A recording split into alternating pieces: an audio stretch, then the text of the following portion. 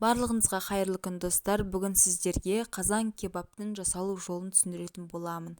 Қазан кебаптың бұл жолы фаршпен жасалатын жолын түсіндіремін. Сондықтан видеоны міндетті түрде соңына дейін қараңыздар және лайк басып комментарий жазуға, каналға тіркелуге ұмытпаңыздар.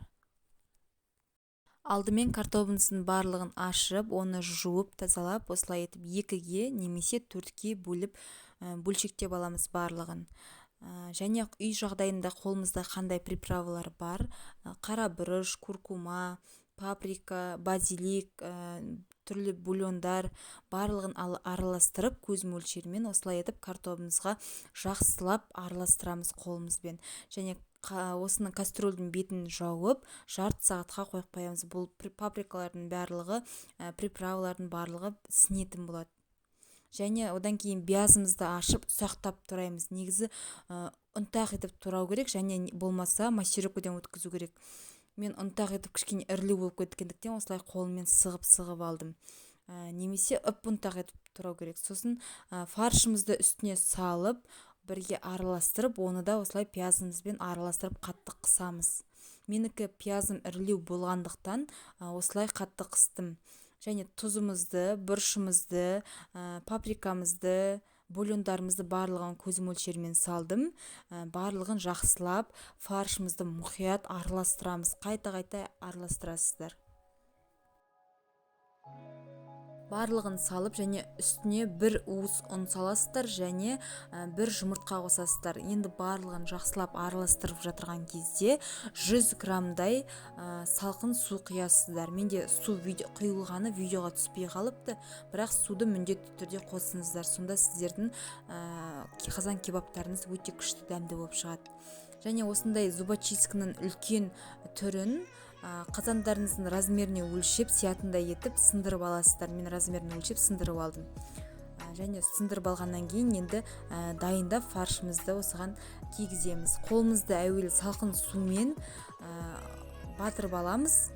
Сосын барып осылай дөңгелек етіп котлет сияқты істеп, сопақша қылдырып, жаңағы зубочистканың үлкен түрін таяқшамызды осының ішіне саламыз. Мінекей видеода көрсетілгендей етіп істесеңіздер өте керемет болып шығатын. Бірақ міндетті түрде әрбіреуін істеген сайын салқын сумен қолдарыңызды ысқылап тұрасыздар. Қолымыздың барлығын осылай уқалап алып, салқын суға уқалап алып, осылай етіп істеп шығасыздар. Фарштың өздеріңізге керек мөлшерде істеп аласыздар.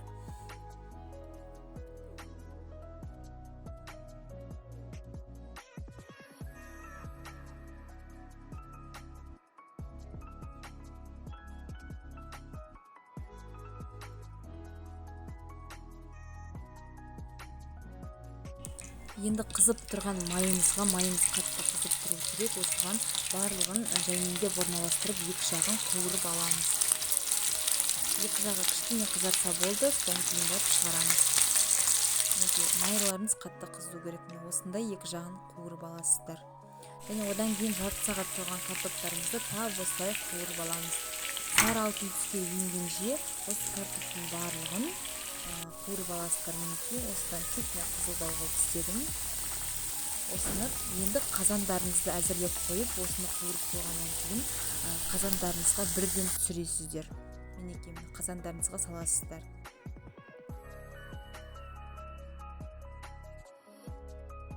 Картоптың барлығын қуырып осылай қазанымызға саламыз. Оның үстіне жаңағы фарштарымызды, таяқшаларымызды салып орналастырамыз. Енді осының үстіне тек қана 1 стакан көлемінде салқын су құямыз. Салқын болу керек міндетті түрде. Салқын су құйып 30-35 минутқа қақпағын жауып, ашпастан 30 минуттан кейін қарасаңыздар болады. Мінекей, уже дайын болды. 30 минуттан кейін бұлар пісіп шығады, және барлығы піседі. Картобы да, фарш да барлығы пісіп шығады. Енді бетіндегі фарштарымызды алып, астындағы картобымызды табағымызға әдемілеп тұрып орналастырамыз. Және үстіне қайтадан фарштарымызды саламыз және үстін пиязбен әсемдейміз.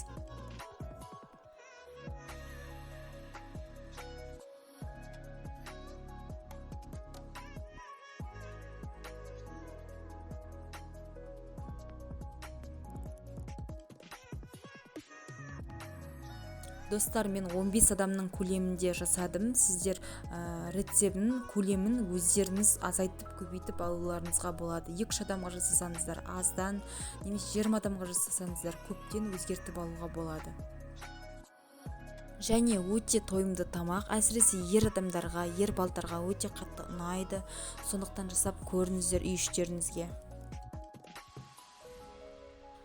Достар, каналға тіркелуді, лайк басуды, комментарийға өз ойларыңызды жазуды ұмытпаңыздар. Және достарыңызға, таныстарыңызға таратыңыздар.